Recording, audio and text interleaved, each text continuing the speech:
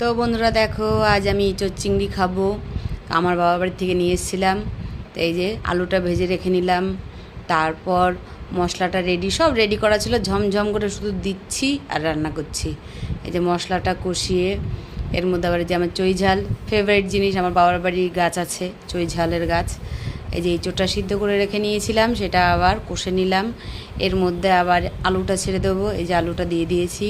তারপর পাশে গরম জল করে রেখেছিলাম, সেই গরম জলটাও আবার দিয়ে দিলাম।